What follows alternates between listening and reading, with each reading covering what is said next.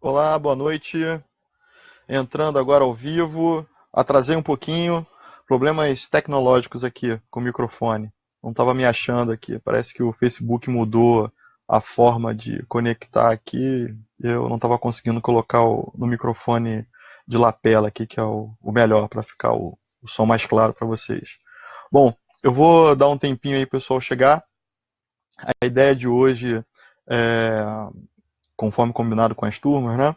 Deixar um vídeo aqui ao vivo para tirar algumas dúvidas sobre direito empresarial 1, teoria geral, até Eireli e sociedades, tá?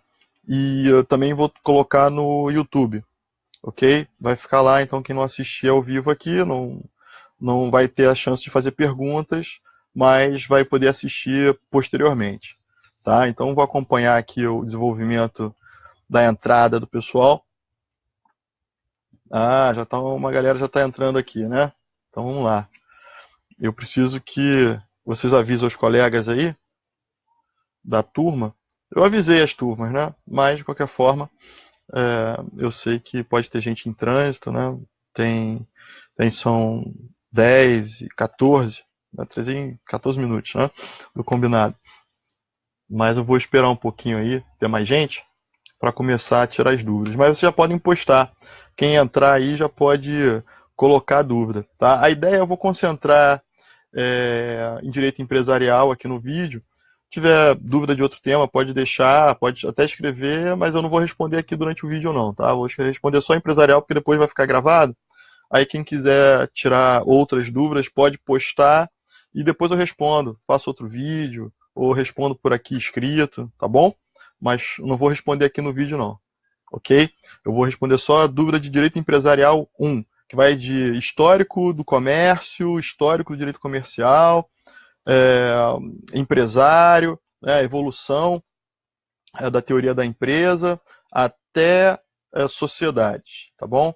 A matéria da prova vai até ali sociedade, personificadas e não personificadas. Então vamos ver se a gente consegue tirar as dúvidas quanto a esses temas para ficar registrado aqui para os demais colegas, tá bom? E aí, bom, não sei se esse score vai aumentar mais, né? Então vamos lá. Eu vou seguir o que a gente conversou em sala, né? Então vou pegar os tópicos aqui da nossa disciplina,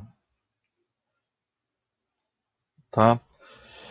Bom, a gente vai até o tópico sociedades personificadas, tá bom? Então vou começar a falar um pouquinho e aí vocês podem postar as dúvidas, tá?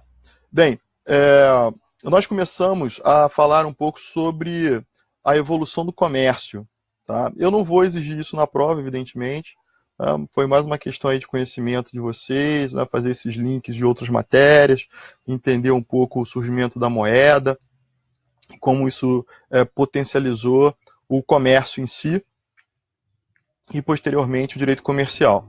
Mas a partir desse ponto da evolução do direito comercial, do aumento do comércio no mundo, e aí basicamente na Idade Média, surge o interesse pela regulação ainda do Estado absolutista, né, feudal ainda, é, da regulação do comércio. E aí sim surge um início do direito comercial. Tá? Então essa parte é importante, onde nós vamos tratar das fases do direito comercial, que depois se tornou o direito de empresa ou o direito empresarial. Então isso aí, por favor, deem uma estudada, verifiquem, né, o tratamento que era dado na teoria subjetiva do direito comercial, depois na objetiva e na subjetiva moderna, tá? Então, isso aí sempre é caível na prova, tá, ok? Perguntas quanto a qual era a característica da fase 1, da fase 2 ou da fase 3, sempre é caível, né? Lembrando que eu mencionei com vocês que no Brasil até existe um projeto de novo Código Comercial que, em princípio, caso viesse a ser aprovado, restabeleceria, de certa forma, uma nova fase objetiva. Né? Então seria aquela teoria pendular histórica, que vai tendo uma variação diametralmente oposta da corrente anterior, né? Então, era subjetivo, virou objetivo. De objetivo virou subjetivo moderno. E aí viria uma nova fase, que seria uma objetiva moderna. Tá? Mas aí só para conhecimento, né? Eu acredito que o novo Código Comercial não saia tão cedo, até porque muitos tópicos que seriam regulados ou eram de maior interesse dos empresários foram regulados tanto no CPC novo, no Código de Processo Civil novo, quanto na nova legislação trabalhista. Né? Então, talvez a força política que tinha ali, né, a vontade de colocar esse processo legislativo para frente, né, para aprovar o código, parece que sossegou um pouco e o código não deve sair tão cedo. Tá? Bom, então, a princípio são as 3 fases mesmo do direito comercial, sendo que a última inaugura a teoria da empresa. Aí a gente faz aqueles comentários sobre a Itália, 1942, e depois fala de como essa teoria da empresa chegou ao Brasil. Tá? E nessa parte histórica aí é interessante notar como era o Brasil antes, né, em 1850 no primeiro código, e como ficou a partir do novo Código Civil de 2002. Tá ok? Então, quanto à parte histórica, isso aí que é relevante. Tá ok? Bom, depois nós entramos nos princípios constitucionais tributários. Desculpa, dos princípios constitucionais empresariais, tá? Ou comerciais. Tá ok? Então, dê uma olhada nos princípios, livre iniciativa, livre concorrência, né, a proteção do patrimônio, a função social da empresa ou do trabalho.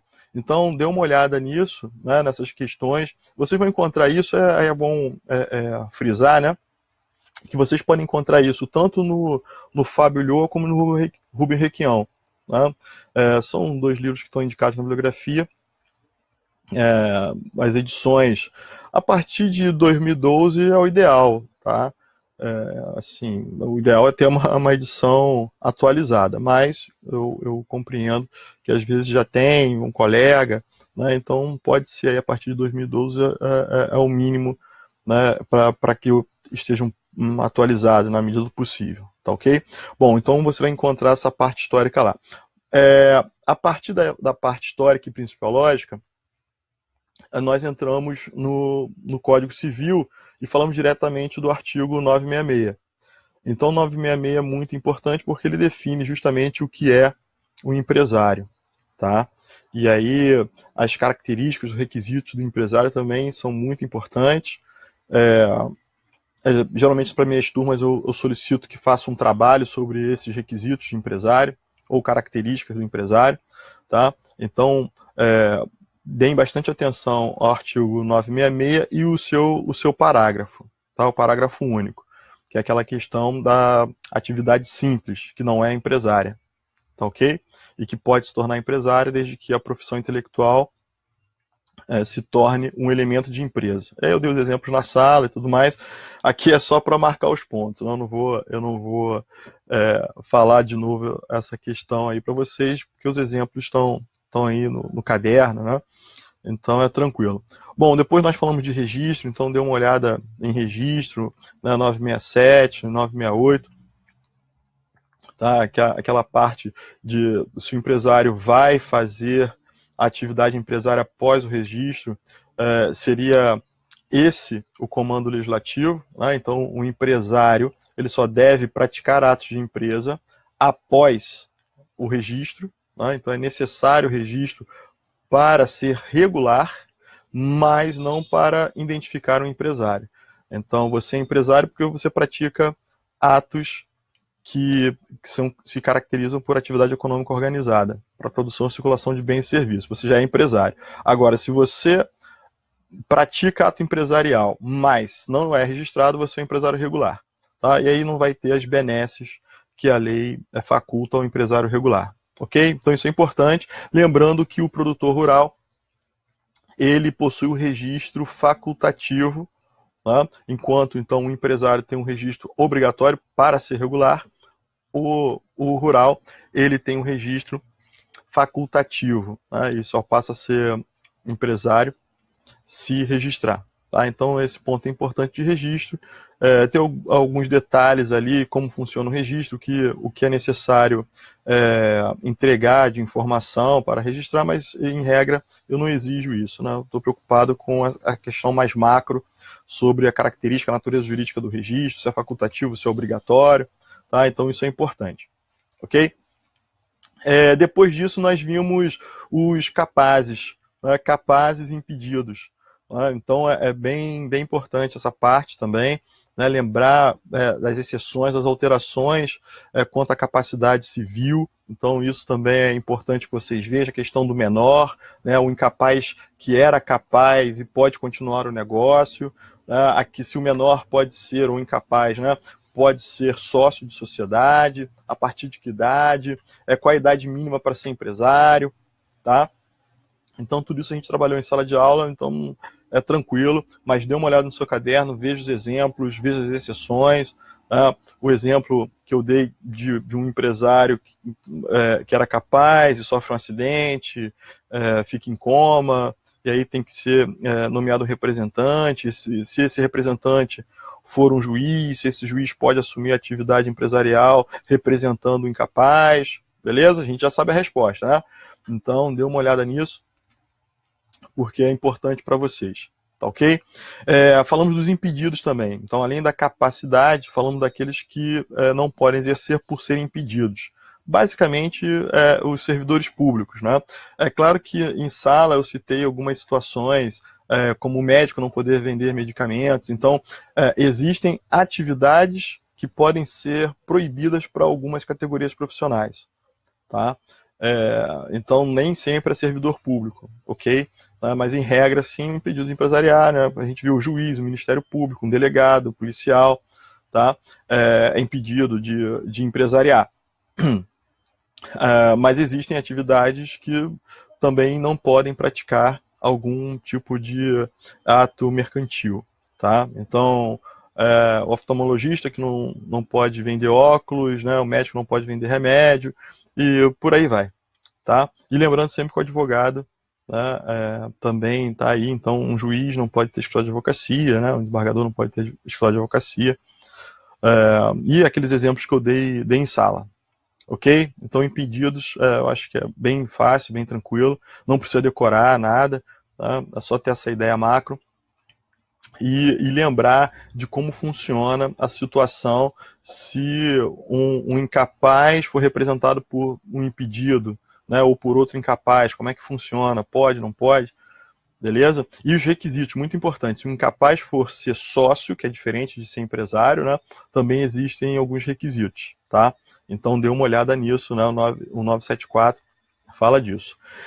Outra coisa importante aí, sobre impedidos, deixa eu curtir aqui. Opa, Bruno, tudo bem?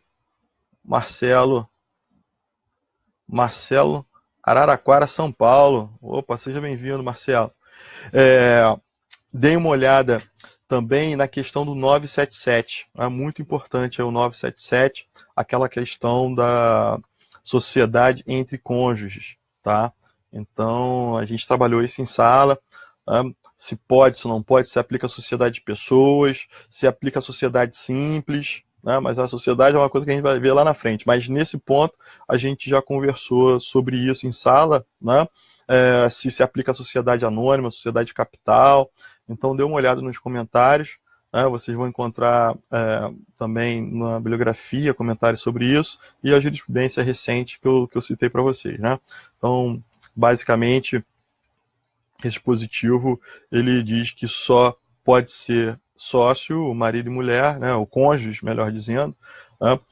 Não precisa ser necessariamente marido e mulher, mas os cônjuges, eles não podem ser casados nem pela separação obrigatória e nem pela união universal, tá? Então só pode ser aquele que tiver parcial, tá? Podem ser sócios. Os outros dois estão impedidos.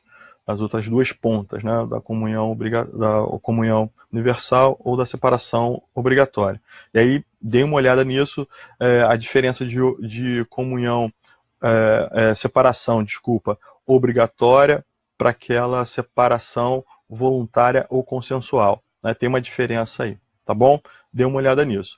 Depois nós entramos na Eireli. Quanto à Eireli, tudo é importante, né? Então, ver a definição, tá? Estudar os enunciados todos da Eireli. Os enunciados vão do 461 até o 473, salvo engano, né? Acho que é isso. Tá? 461 até o 473. Dá uma olhada no código, mas eu acredito que são esses os enunciados que versam sobre a Eireli, que se encontra no artigo 980-A do Código Civil, tá bom? E os seus parágrafos, tá? Lembrando do parágrafo 4º que foi vetado e que poderia possibilitar a blindagem patrimonial, né? A gente comentou sobre isso. Então, prestar bastante atenção nas características, no parágrafo 4º, né? E de todos os parágrafos ali são importantes, né? Os iniciais são mais importantes, mas dê uma lida com bastante atenção, saibam bem as características, lembrem das pegadinhas, né? Eu acho que vale comentar nesse ponto que aí tem uma coisa que pode levar muito à confusão, porque é uma coisa recente, vocês não vão encontrar em nenhum livro, né, a princípio, que é o enunciado 468, né, que diz que a Eireli só pode ser constituída por um titular pessoa física. Bom, esse entendimento do enunciado era o entendimento também das juntas comerciais, tá? Só que agora, em maio, com a nova regulamentação emitida pelas juntas comerciais para registro de uma Eireli, consta que eles mudaram de ideia, que era a tese, basicamente, da maioria da doutrina, né? Que a Eireli, quando a gente lê a lei, a gente não consegue observar que ali há uma vedação para a pessoa jurídica, tá? Então, tudo indica que sempre pôde uma pessoa jurídica constituir uma Eireli, mas era um entendimento administrativo que não poderia só pessoa física. Existiam algumas liminares autorizando, né, interpretando aí que a lei não proíbe que pessoa jurídica possa constituir, mas esse debate agora, de certa forma, ele foi sanado pelo lado administrativo, já que as juntas comerciais agora vão aceitar. Só que vejam como são as coisas, né? As juntas hoje aceitam, mas tem um enunciado dizendo que só pessoa física pode. E agora? Né, vão cancelar esse enunciado? Então, eu não sei, né, qual vai ser o futuro desse enunciado, provavelmente vai ser cancelado. Tá? Não sei se vão deixá-lo aí, mas tem que tomar cuidado com isso. Tá? Então, quem assistiu a aula, eu já comentei sobre isso, dá uma olhada, pode dar uma pesquisada, entra aí em qualquer junta, você vai encontrar a norma, né, que é o regulamento de constituição de uma Eireli, e vai ver que no documento anterior, na instrução normativa anterior, de 2012, dizia que a Eireli só poderia ser constituída por pessoa física. E agora tem lá, pessoa física ou jurídica. Tá? Então esse é um descompasso entre o enunciado e o que está sendo feito na prática, ou aceito na prática pela administração. E a doutrina sempre foi favorável, em regra, são poucos autores que não são favoráveis a essa possibilidade. Tá? Então, de Eireli é isso. Bom, depois nós falamos de sociedade, e aí eu chamo a atenção de vocês para a questão de sociedade personificada, não personificada, né? A importância, e antes de entrar no conceito propriamente dito de sociedade, a importância de você ter uma personalidade jurídica empreendendo, né? Nós vimos que, em regra, as pessoas constituem a pessoa jurídica justamente para ter a distinção patrimonial entre o que é patrimônio particular e o que é o patrimônio afetado ao negócio. Então, o primeiro passo é dar uma olhada no artigo 50 do Código Civil, no 28 do CDC, aí eu citei o 135 do CTN, citei Código Penal, e vários Código Ambiental. Então, eu não vou exigir isso de vocês, né? Mas pelo menos o artigo 50, o artigo 28, né? 50 do Código Civil, 28 do CDC, é importante que vocês leiam e releiam. Né? O resto fica aí só para vocês saberem. Em questão ambiental, trabalhista e penal, há possibilidade sim de você te considerar como há na área consumerista, né, e quando houver abuso de forma aí no direito civil ou confusão patrimonial. Tá bom? Então é importante esse conceito para observar a relevância de você empresariar através de uma pessoa jurídica. Tá? E esse ponto nós falamos da desconsideração da personalidade jurídica, vamos dizer, a ordinária e a inversa. Tá? Então dê uma olhada nisso que a gente comentou, dê os exemplos, né, de quando acontece uma, quando acontece outra. Tá? Então observem isso e depois nós entramos no conceito de sociedade, né, no 981, 982 em diante, falando da história da sociedade, da importância das sociedades nesse regime capitalista, né, de aglutinação de capital, em busca de lucro. Então nós falamos um pouco dessa parte histórica também, depois entramos nos dispositivos. Né? Falamos das sociedades unipessoais atípicas, né, ou por exceção.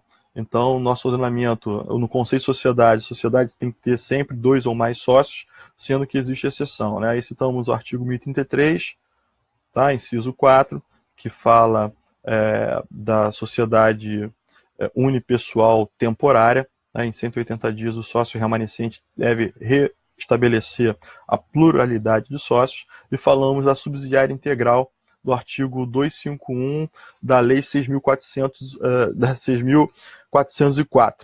Tá bom? Então, dê uma olhada aí. Tá? Veja as características da subsidiária integral, né, porque ela deve ser constituída por um único titular também, como a Eireli, só que tem uma pegadinha. Né? A Lei 6.404, ela trata das companhias, são as sociedades anônimas. E, portanto, subsidiária integral só pode ser uma sociedade anônima, cujo esse sócio tem que ser uma sociedade brasileira. Aí lembre-se da pergunta que eu fiz, né? Uma Eireli pode ser dona de uma subsidiária integral? E aí? Beleza? A gente conversou sobre isso, então deem atenção a essa questão.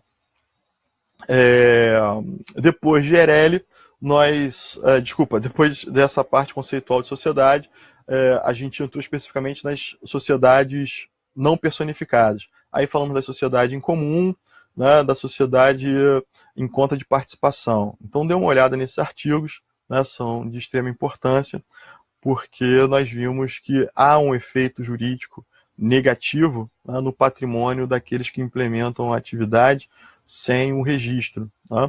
Porque, como não cria uma pessoa jurídica, evidentemente o patrimônio particular dele vai se confundir com o patrimônio de afetação do negócio.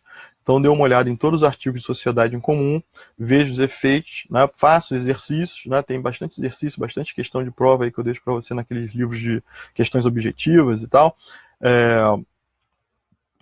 Porque é importante que vocês entendam esse detalhe. Né? Então, aqueles exemplos, se você faz um contrato escrito, mas não leva registro, você tem uma sociedade? Tem, né, junto com um sócio. 2 ou mais sócios podem ter uma sociedade, mesmo que ela não seja registrada. Mas se ela não é registrada, ela não tem personalidade jurídica. Portanto, é uma sociedade irregular ou em comum. E aí os efeitos são da solidariedade, né, entre os sócios e na limitação, da falta de limitação patrimonial para responder pelos resultados das obrigações, né, dentro do negócio, ok? Então dê uma olhada nisso, dê uma olhada na SCP também, tá?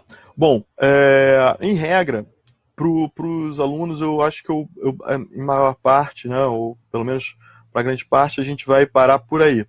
Pode ser que uma ou outra turma eu ainda cobre até sociedade simples, tá? E aí vale dar uma olhada nas regras de sociedade simples. Mas aí eu não vou avançar. Pelo menos para essa prova agora, eu vou até a sociedade simples, tá? Para quem é meu aluno na Unigran Rio, eu vou até sociedade em comum. Tá? Paramos em sociedade em comum. Tá? Então a gente parou na não personificada sociedade comum. Tá? No IBMEC a gente vai até sociedade simples, tá ok? Então tem que estudar toda a sociedade simples também. Então além da sociedade não personificada, a gente vai entrar nas sociedades personificadas e vai até a sociedade simples. Tá ok? Então era isso, a revisão é rapidinha, só para marcar os principais pontos, chamar a atenção aí para o que a gente viu. Hoje apareceu um aluno que hoje foi o primeiro dia de aula dele, né? Então para ele é especial essa revisão, porque de certa forma esses foram todos os pontos mais importantes que nós abordamos em sala de aula desde o início aí do semestre. Tá? Eu vou ver se tem alguma pergunta aqui, não sei se fizeram alguma pergunta, acho que não, né? Beleza, deixa eu ver quanto tempo já tem, 25, eu queria marcar meia horinha, então estou à disposição, se quiserem perguntar alguma coisa, agora é a hora, tá? Lembrando, nós temos exercícios no site, no meu site, né, leonardopessoa.pro.br, vai lá em material de aula, tem lá um livro com todas as questões da OAB, com gabarito, né, para vocês exercitarem. Tá? E aí é muito fácil procurar, é só ver a matéria, ver o artigo que a gente está estudando em sala de aula. Na hora de estudar, vai lá e você consegue achar pelo índice bem facilmente o tópico da matéria. Ok? Aí tem lá todas as questões que já caíram na prova da ordem quanto àquele tema, tá? Sobre aquele tema. Então dê uma olhada nisso. E além disso, tem mais vídeo lá no canal do YouTube, né? Que são as revisões que eu vou fazendo, que fiz para outras turmas e tal. Então você pode assistir aí outras revisões até mais longas, né, de 2 horas, 1 hora, tá bom? Então dê uma olhada lá também se sentir falta e precisar de mais algum fundamento. Não esqueçam da dica, né? Sempre tente ver o caderno, né, a anotação de sala, ler uma doutrina, ler a lei e fazer exercício. Tá? Com isso, eu tenho certeza que você arrebenta na prova. Tá bom? Não tem mistério. Essa primeira prova a matéria é menor, né? Para a segunda prova, então já tem mais matéria acumulativa, então tenta se garantir agora nessa primeira prova aí, estuda bastante para tirar uma boa nota e poder ficar mais confortável. Não é deixar de estudar não, mas ficar mais confortável, não ficar com preocupação aí, não ficar nervoso para estudar e garantir a aprovação na disciplina. Tá bom, pessoal? Bom, eu vou parar por aqui, tá dentro do tempo. Vou parar 3 minutos antes do que eu esperava. Mas tá ok. Se tiver alguma pergunta depois, assistindo esse vídeo, pode postar aqui que eu respondo na medida do possível. Tá bom? Então, quero desejar uma boa noite para todos. Um abraço, uma ótima semana. Estudem para a prova. As provas são, na verdade, hoje, essa semana, sem ser essa outra, ou para outra faculdade, vai ser já semana que vem. Né? A Unigran Rio, acho que é semana que vem já, não é isso? Semana que vem começa. E nas turmas do IBMEC, a partir da outra semana. Tá bom? Então, um abraço, bons estudos.